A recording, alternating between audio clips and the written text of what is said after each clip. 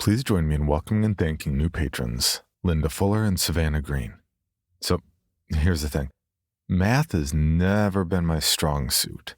And for a while, I've been saying that there are over 600 Patreon-exclusive episodes available, which is true.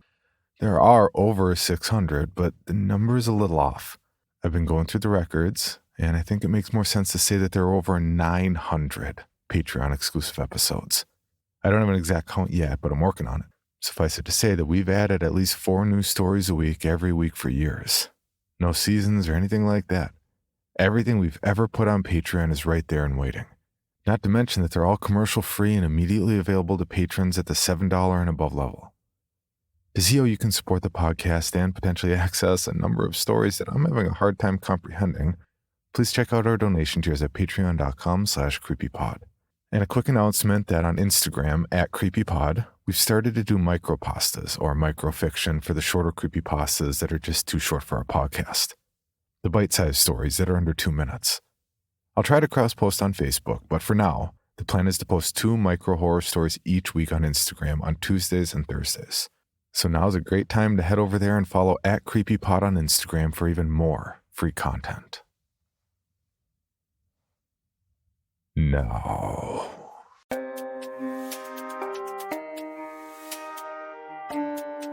this is Creepy, a podcast dedicated to sharing the most famous, chilling, and disturbing creepypastas and urban legends in the world. Whether these stories truly happened or are simply fabrications is for you to decide.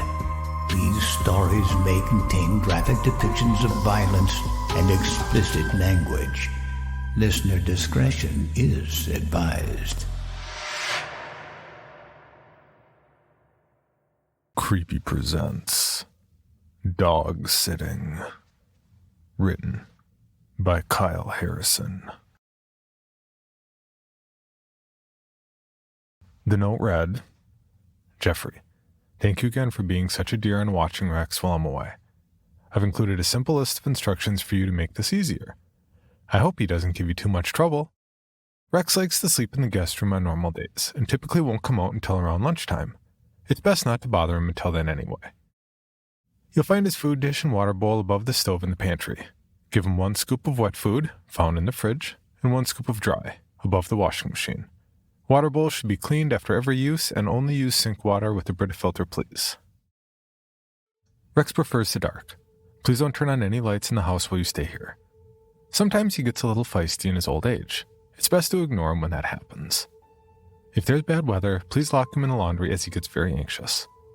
If he needs to exercise or go for a walk, remember to go at night so he isn't bothered by noise or neighbors. The leash and collar under the sink.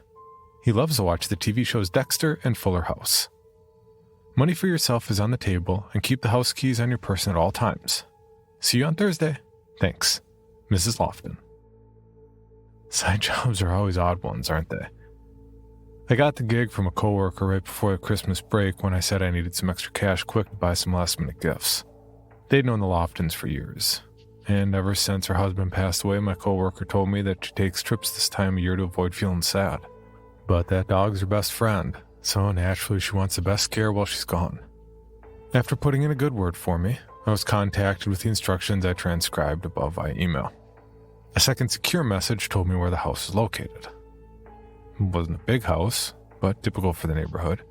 The big fenced-in yard with the "Beware of Dogs" sign attached made me almost reconsider. My coworker said when he did this last year he'd never even seen the dog at all. So why did I feel like I was being watched as I crossed the yard to the wraparound porch? The house keys were in the mailbox, just like the secure message told me, and I could hear the TV playing as I unlatched the door. I could see immediately Mrs. Lofton wasn't kidding when she said she kept her house dark. All the windows were curtained and the blinds drawn. It was hard to see really much of anything in the front room foyer except the desk where she kept her mail piled up.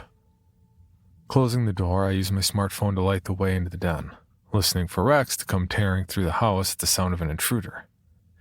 It felt very weird to me to sit in a dark den in a stranger's house and be completely alone.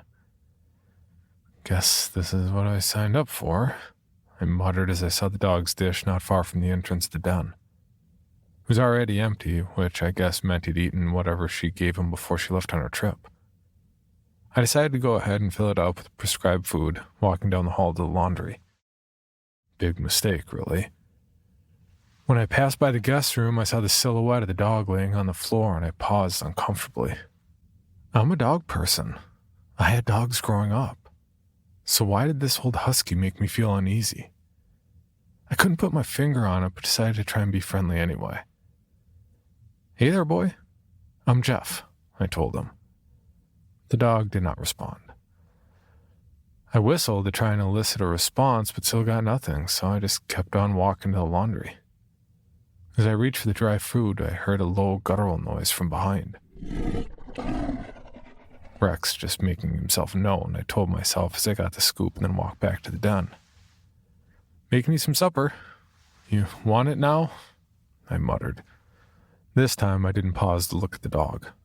When I finished mixing the two types of dog food together, I shifted the bowl around to make noise and try and get Rex to come out and eat, but no dice. Guess you really do stick to your schedule, I said to myself as I checked my phone. Something told me these 5 days were going to be either long and boring or filled with unease, and I didn't like either option, really. I settled down in her wingback recliner and got on my phone. Of course, the internet was shitty. I shouldn't have expected any different, but I scrolled through my Instagram feed and Snapchats, trying to pass the time until Rex made himself known. Every now and then I'd glance up at the hallway which led to the guest room, hoping to see the husky romp out tiredly. Only half glancing because it was dark. For a second I thought I heard something and waved my phone flashlight towards the hall. For a split moment, I thought I saw Rex standing up on his hind legs. Shit! I fumbled my phone and tried to get a better look. Nothing was there. I decided that freaky moment was the time to confront this dog. Maybe if I spent a little time with Rex, he wouldn't seem so scary to me. Walking to the guest room, I used my phone's flashlight again and got a good look at Rex. There was nothing super special about the hound. He looked like he was half asleep, blind in one eye and snoring and shaking a little on the side of the bed. Actually, I realized as I stepped closer that it looked like he was chewing on something. The dog made a low growl, warning me to stay back, but curiosity got the better of me and I took a chance. It was a big rat, half rotted away and stuck between the hound's teeth and its paws. The thing looked like it had fought against Rex valiantly, but ultimately lost. I took a step back into the hallway and tried not to panic. Was a dog able to eat a rat? I googled it and paced the kitchen, praying the internet would hurry up and give me an answer before the old dog wound up choking on its tiny bones. According to Google, it is instinctive for cats and dogs to pursue small prey, such as rodents and birds. In some cases, pets simply pursue and kill the prey. In other cases, the prey animal is consumed by pets. I can't tell you how relieved I was to read that answer. But I didn't like the idea of the dog chewing on a rat, even if it was instinct. Rats carry disease, and if Miss Lofton takes him to the vet a month from now, she'll know what happened. I decided to try and goad Rex with his leash and collar for a walk. Come on, boy. Let's go around the block, I told him. The hound immediately stood up and stretched, whining irritably as he trotted towards me. That's a good boy. You aren't so bad, are you? I said, carefully placing the collar on him. He kept making low noises. I couldn't tell if it was because he was uneasy around me or because he was still swallowing the last of that rat. Once the collar and leash were on, I tugged him to the front door. Miss Lofton has you on a tight schedule, but maybe we can shake things up, I suggested as we headed towards the street. Rex was hesitantly sniffing the ground and meandering down the street like any normal dog, and for a brief moment I was sure that everything would turn out fine. Then one of the neighbors jogged by, and Rex pulled me like a freight train, barking as his floppy ears jostled from side to side. The woman let out a soft cry of alarm, and I tried to calm her as I pulled Rex, but he wasn't listening. He was reacting like any good watchdog and was ready to attack. Just ignore him, he's old, I said, straining to pull him towards me. Rex turned and bit at my hand, and I lost my grip on his leash. In a heartbeat, he was down the street yelping and barking. The neighbor had jumped out of the way and was long gone, but if I didn't hurry, Rex would be too. Stupid dog, I muttered as I got up and followed after him. I knew he'd have to give up eventually. About 10 minutes later, that was exactly what happened, and I grabbed a leash and yanked Rex toward me. Consider this the last walk you get for 5 days, I muttered as I marched back to Mrs. Lofton's house. The hound tried to pull against me, but I was firm. I felt a little bad for him, but I wasn't about to lose him in another frantic race. Once inside, I let him free and latched the door back, collapsing on the kitchen floor and tossing the house keys on the table. That was exhausting, I thought to myself as I watched him run to his water bowl. You're more of a handful than I bargained for, bud, I muttered as I went over and took off his leash. The dog stood stiff as if he was about to bite me again, but only growled in response. Yeah, all bark, no bite, I said as I sunk back down in the recliner. I just wanted to relax for a few minutes, maybe get a power nap. But Rex had other ideas. Just as my eyelids got heavy and I was drifting to dreamland, the husky let out a loud bark that nearly made me jump to the ceiling. He sat there, staring at me dead-eyed as I was in the recliner. What do you want? I asked. He barked loud again and I realized he wanted in the chair. Fine, sure, it's your house, I said as he climbed into the recliner at the moment I got out of it. You watch your programs, I'm gonna go get some sleep, I told the dog dismissively. I kept it on Netflix and walked to the guest room, collapsing on the bed. That race across the neighborhood had drained me. It was only day 1. Closing my eyes, I kept thinking that Rex was going to come in the room and demand something with more sharp barks. Maybe it was my tired brain, but I felt certain the dog did come in the room and climb on my chest. I kept feeling this heavy pressure against my torso. And I kept fading in and out of being asleep, his dead eyes staring at me when I was awake. This dog was pushing my buttons. When I did wake up, I found Rex was still in the recliner, sitting almost like a person would as he watched his TV. Hope you're cozy, I told him as I walked over to the fridge to see what Miss Lofton left me to eat. I'm not sure why I didn't notice it before, but when I opened the door this time and looked at the shelves, I realized the only things that weren't for Rex were a block of cheese and some prescription meds. Jesus, you really are spoiled, I said aloud as I closed the fridge. I walked over to the table to grab the house keys only to realize they were no longer there. Crap. They must have fallen off when I tossed them, I realized as I checked the grimy floor. Again, my phone was the only illumination as I crawled under the table and tried to see where they might have fallen. Just as I scanned the light toward the den, I saw the silhouette of Rex again and froze in place. This time, there was no mistaking it. He was walking on his back legs to the guest room. What the hell? I scrambled up from the floor and pointed the light at him. Here, boy, I told the dog. He turned and looked at me, still somehow standing upright like it was perfectly normal and didn't blink. Then he dropped back to 4 legs and trotted into the guest room, somehow kicking the door closed and leaving me alone with the conundrum. I just need to get some air, I told myself as I searched for the keys. That was when I saw them, hanging above the stove. How did they get there? Had Rex put them there? But that was impossible. I was just about to reach for him when my phone rang. Mrs. Lofton. Hey, perfect timing. I had a question for you. Before I could even talk, she interrupted with a request for her dog. I did my best not to roll my eyes. Sure, what is it? I asked. She told me that he would need his favorite toy and that she kept that toy in the basement near the water heater. Basement, past the laundry, right? Got it, I said, turning and walking down the steps carefully. I had her on speakerphone as I commented. Mrs. Lofton, has anyone ever told you how weird Rex is? It wasn't hard to miss the toy. Looked like an old Cabbage Patch doll. Has he been good for you? Mrs. Lofton also asked as I reached down and grabbed the doll. That's one way of putting it. He enjoyed his walk earlier, I commented.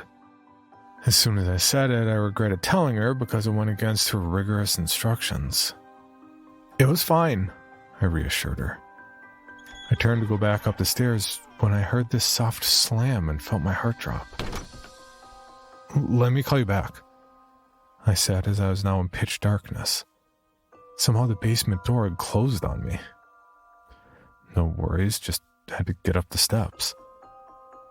Then I reached for the handle, and just as I was going to open it, I heard it snap and lock.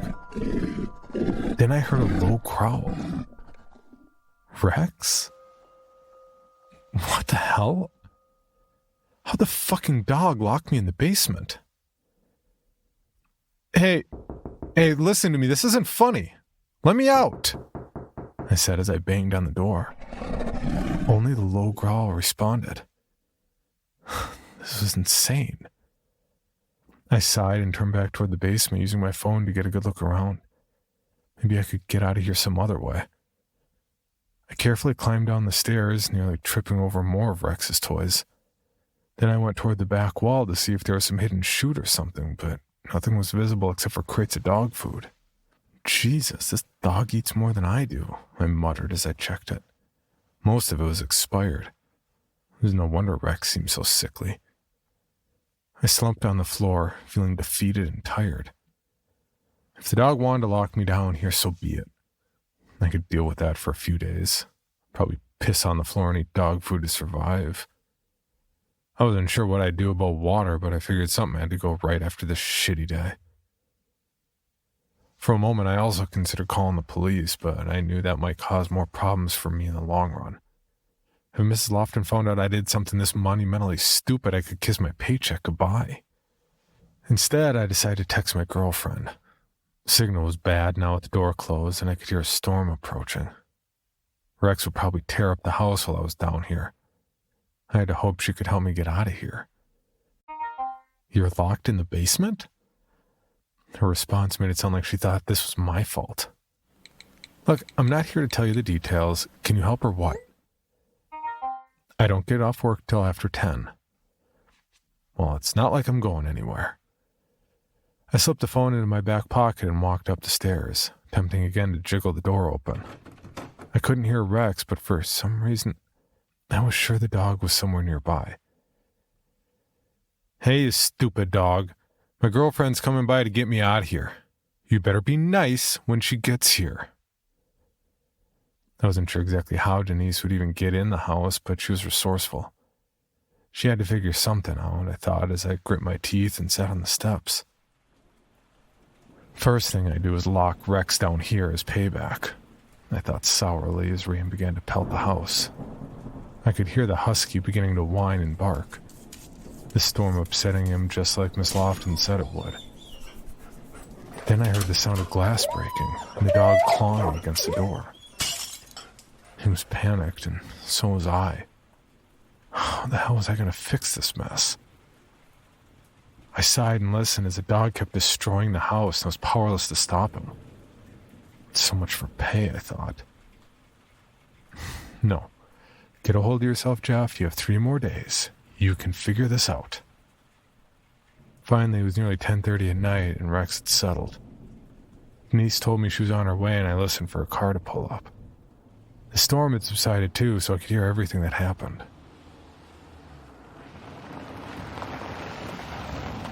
First, I heard her brakes and the car engine turn off, followed by her calling my name as she opened the front gate.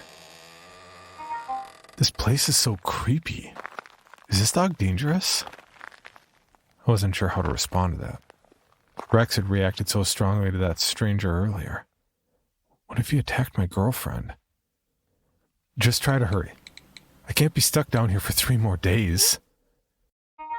Denise texted back that the front door was actually wide open. That's impossible. I locked it. Denise's response wasn't very reassuring. Well, you did say this dog can open and close doors, right? I felt my heart skip a beat as I imagined Rex was off running around somewhere. But I couldn't worry about that. I told her to hurry to the basement. Power's out. I can't see a thing. I listened for her, trying to bang on the door to get her attention. Instead, I heard Rex make a terrible noise. Didn't sound like a dog at all. Denise let out a scream and Rex matched her tone and volume with every decibel. Then I heard the dog bounding toward her and I frantically tried to open the door again as I heard my girlfriend fall to the floor. Her screaming continued as I heard the dog barking and snarling. I knew how vicious this dog could be, and all I could do was try to attract its attention to the basement. Loud banging and crashing filled the air for the next few minutes as Denise valiantly fought the dog. Then, finally, the entire house went silent. I held my breath and waited. Did she win? Did Rex kill her? I reached for my phone and texted her. I heard it softly ping somewhere in the house and I clenched my fist. If that dog heard her, I would make sure it never saw the light of day. Instead, a moment later, the basement door unlatched and it opened.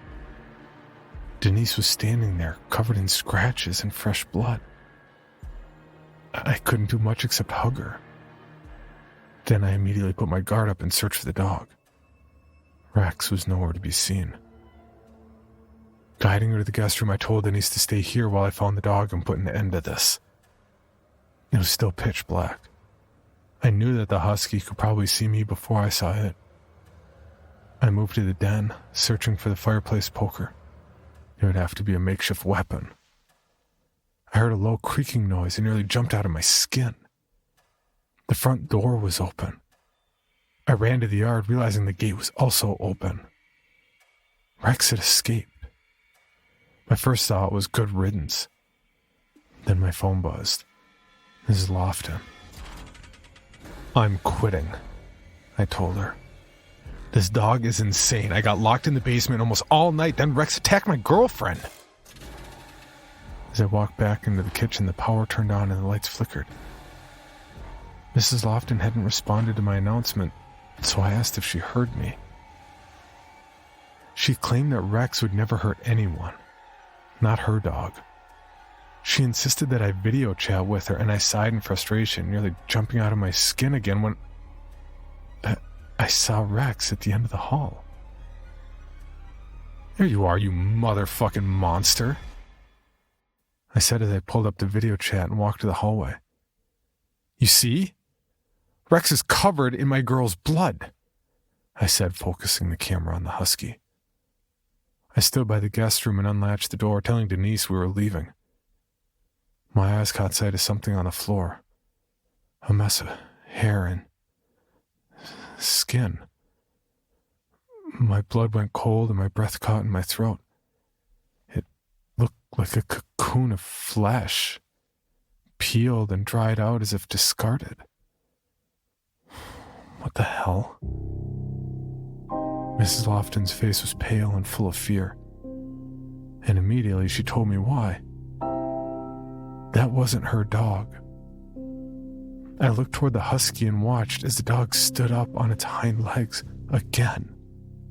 This time, its fur began to rescend and become skin. Its face distorting to resemble my girlfriend, naked and still covered in scratches. The fake Denise stepped toward me, half her body still in the shape of the monstrous dog. I stumbled into the guest room, realizing the pound of flesh I'd seen was what this creature had done to my real girlfriend. And then I dropped the phone and ran towards the door. The fake Denise shrieked and bounded towards me, shifting between dog and human as it tried to attack. I made it to my car and revved the engine, the creature standing in the middle of the street as it howled, sounding like a scream and a bark all at once. I pushed down on the pedals and slammed into the creature, flinging it over my windshield and shattering the glass. I didn't look back. I kept driving until I made it home and finally caught my breath. The next day, I used my brother's phone and contacted the police, telling them everything that I knew they would believe. They asked me to come to Lofton's residence, so we met around 10 that morning. Much to my surprise, Mrs. Lofton had returned home. As the police explained the claim that I made about Denise, my neighbor gave a confused look. She claimed to not even own a dog. The police searched the residence and found only the old dog food. She said Rex had died a few years ago and there wasn't anything to show that Denise had ever been there. Visibly frustrated, the police left and warned me about making a false statement. I stood at the edge of the yard, staring at them in utter defeat, then toward Mrs. Lofton on her porch. She was smiling and waved as they left. Then I swear to you, I saw something behind her thin frame. A tail wagging.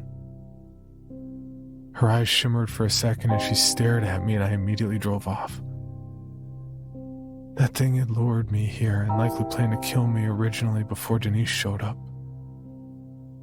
I told my coworker to never take a job for her again. And I told myself that I'm never dog sitting again.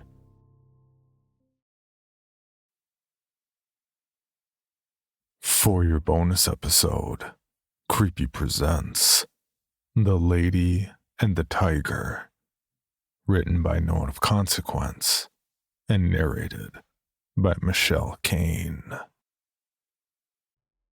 My name is Daria, and I'm one of those fortunate few people that actually loves their job.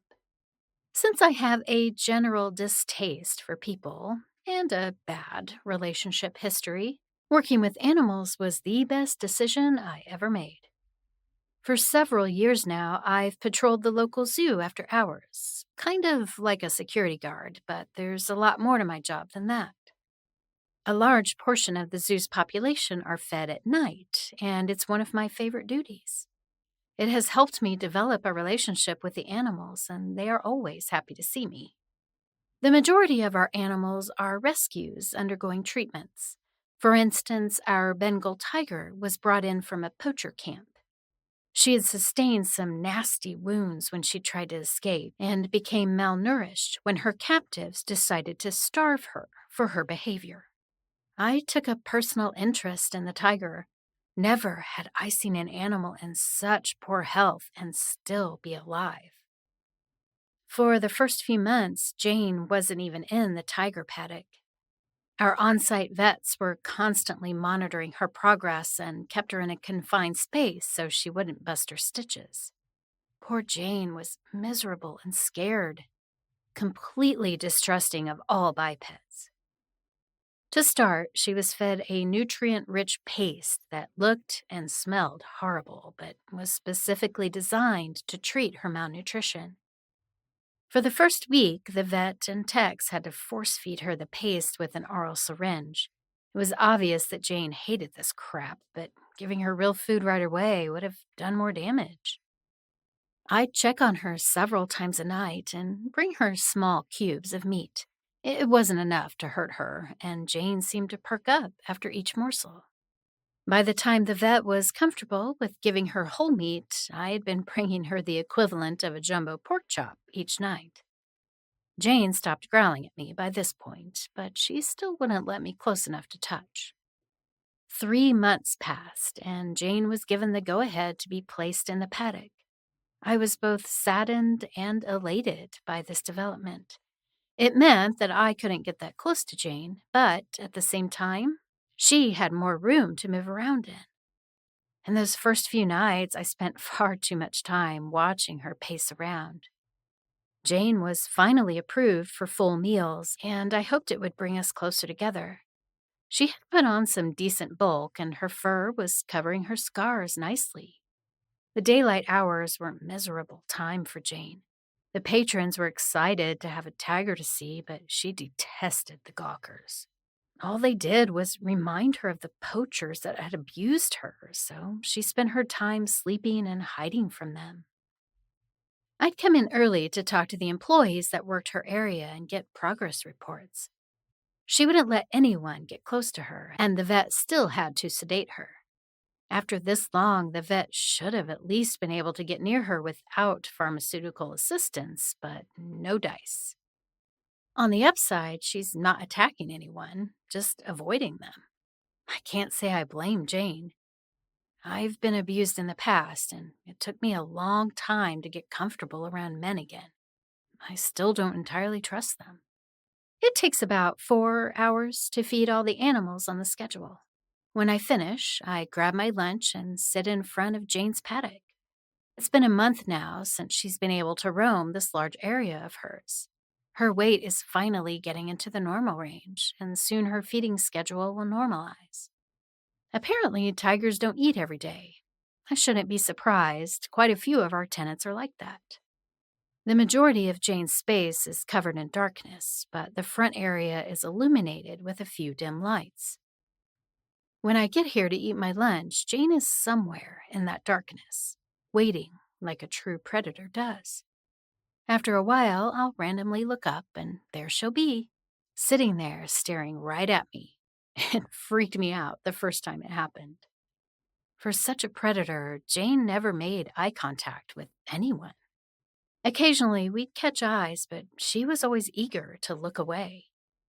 This time, she was looking directly into my eyes. We saw each other like never before, our matching amber eyes locked. In that moment, I felt a connection that went deeper than anything I'd ever felt before. We saw each other for what we are, a pair of mutual predators caged by a society neither wanted to be part of. I may not take down prey with claws like Jane, but on my days off, I'd like to go bow hunting for wild boar on my uncle's ranch. My skill level is good enough to ensure I always have access to fresh pork. At the time, I was eating a grilled pork chop sandwich. I took the meat out of my half-eaten sandwich and tossed it to her. Without taking her eyes off mine, Jane caught that chop in the air and devoured it. I didn't think a tiger could smile, but the look she gave me in that moment was unmistakable.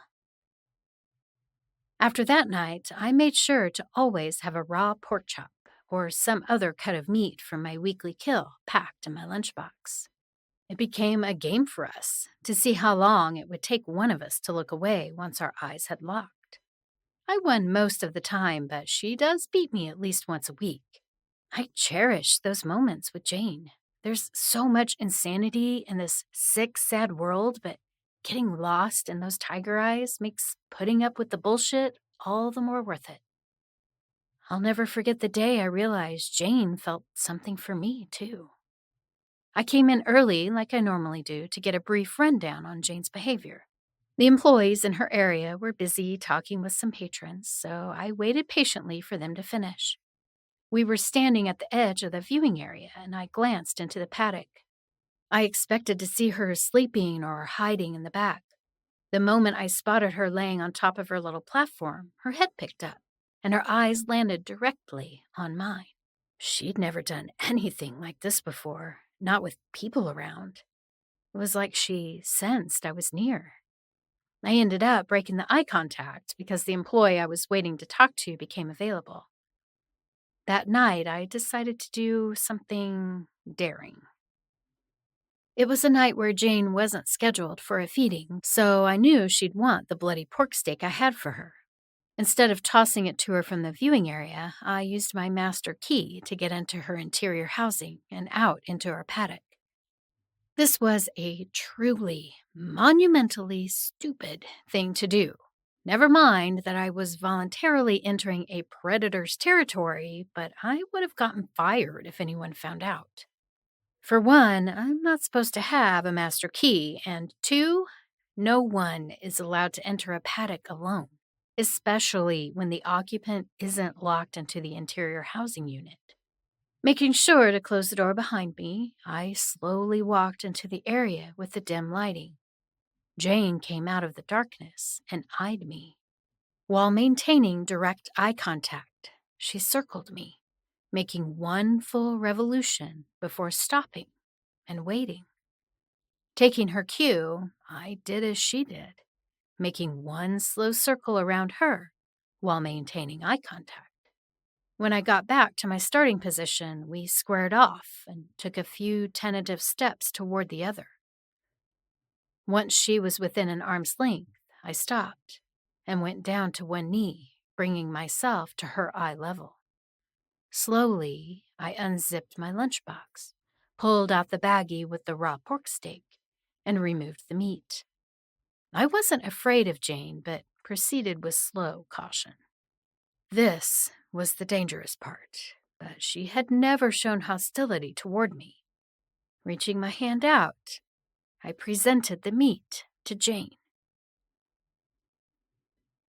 Using the same level of caution, Jane reached forward, cocked her head to the side, and took the meat from my outstretched hand.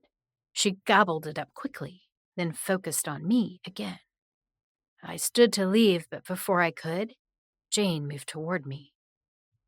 She brushed herself against my leg, kept in contact with me as she went behind me, and came around the other side.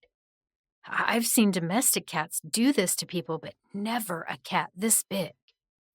Jane rubbed herself against me and then grabbed my hand with her teeth. She took me to her little platform and had me sit down on it and proceeded to curl up with me. Her fur felt so soft and warm as I petted her. Tigers may not be able to purr, but Jane did something better to show me she was comfortable with me. She presented her belly to me, and I spent nearly an hour rubbing her. This became a nightly ritual for us. Management finally decided to promote someone to assist me. I discussed the available choices with Jane, but ultimately the decision wasn't up to us. Sadly, they picked the one guy neither of us liked. His name was Jeremy, and he was seriously creepy. Every employee has their favorite animal, and Jeremy loved the lions, specifically the male lion. And the weirdo was straight up obsessed. I know how that sounds coming from me and my relationship with Jane, but this guy took it to a fucked up level. Lions will eat virtually any animal, and Jeremy looked at all our residents like he was trying to decide which one to eat. Despite how much I detested him, Jeremy did lighten my workload. It gave me more time with Jane, but we had to keep to the shadows.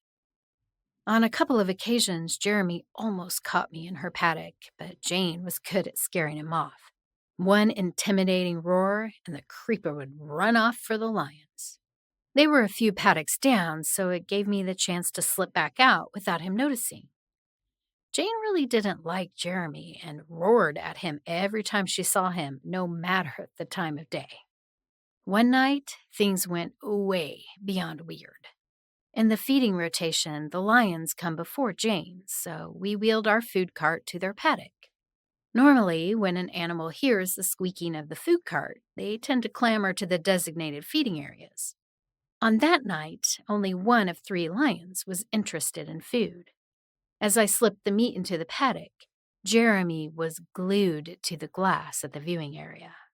I happened to glance over at just the wrong moment. That sick fuck was aroused and rubbing himself against the glass. He was turned on watching the lions mate.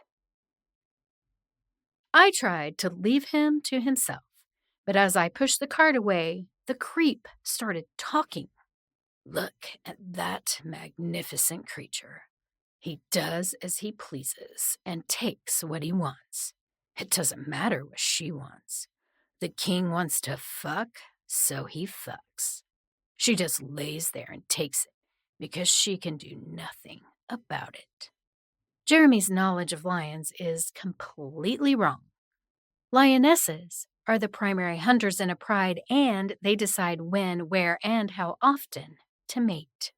Normally, I'd correct him and take pride in putting him in his place. But with him rubbing his pathetic dick against the glass, I just walked away. Unfortunately, he wasn't finished talking, and he tore himself away from the glass to walk behind me. I could feel his creepy eyes on my ass, but I tried to ignore it. You know, if you put a little effort into your appearance, I'm sure a king like myself would mate with you."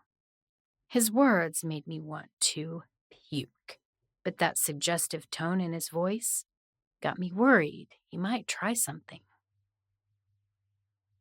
Jeremy was staring at my ass so intently he never saw my fist coming. I caught him right in the chin and sent him to the floor with one punch. While he was trying to unscramble his brains, I placed the bottom of my boot on his dick and pushed enough to get his attention. I kept my voice low and even when I said, "Talk to me like that again, and this tigress will take your pathetic life. We've got a pen with a dozen armored murder logs that haven't eaten in nearly a week. They'd make quick work of you." This was true. The gators weren't scheduled for their weekly feeding until the next day, and by this point, they were getting hungry. I pressed harder into his groin. Am I understood? He couldn't verbally respond without whimpering, so he nodded his head vigorously. I let him up, and he ran off crying like a humiliated cub who thought himself a king. Fucking pathetic is what he was. I told Jane all about it while I fed her. This was one of the reasons she never liked Jeremy. She could sense his attitude. That, and when I wasn't looking, he'd look at me like I was prey. Jane urged me to be careful. A male who's been humiliated by someone he thought to be below him won't leave it alone until he's put that person in their place. As I continued the feedings, I kept an eye out for Jeremy, but he didn't reappear. With my lunchbox in hand, I made my way back to Jane. I was about 4 habitats away when I heard her roar. Immediately, I turned around, but not quick enough. Jeremy hit me in the head from behind. I'm sure he thought he was performing a sneak attack like a glorious lion would. But there's no glory to what he did. He must have hit me with something other than his fist because I was horribly dazed as I looked up at him from the ground. Jeremy was insanely sputtering things under his excited breath. I mean, some seriously crazy shit about him being a lion and a king, putting an insubordinate lioness in her place. I was too stunned and dizzy to use my hands against him, but my mouth still worked. "Oh, please. I've seen clits bigger than your micro dick." I couldn't help myself. My jab only enraged him further. He got on top of me and started slapping me. I wasn't afraid. I was royally pissed off. I couldn't believe this was happening to me again. Instead of crying for help like last time, I struggled even more to get free and angrily screamed threats as Jeremy struggled to gain control. I even went so far as to threaten to impale his asshole on a rhino's horn. That got his attention, and he hesitated. I used his hesitation against him and shoved him. Jeremy was caught off balance and stumbled back. I got up and tackled him to the ground. I dug my nails into his face and we fought, struggling to get the upper hand. His larger size ended up winning against my ruthlessness, and he had me on my back again. Jeremy's hands were at my throat, and he was squeezing so hard. I could feel my life slipping away. I always knew he was off balance, but his eyes burned with true insanity in that moment. Jeremy had been a true monster all along. Then I heard the most beautiful sound that ever existed. Jane roared from only a few feet away. It was so unexpected and frightening that Jeremy let go of my throat and put his hands up to ward off a blow.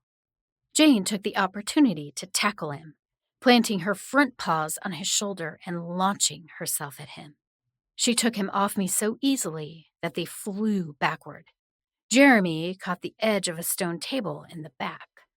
Jane's front paws planted his shoulders to the stone tabletop, but her bottom legs managed to tuck his lower body under the table.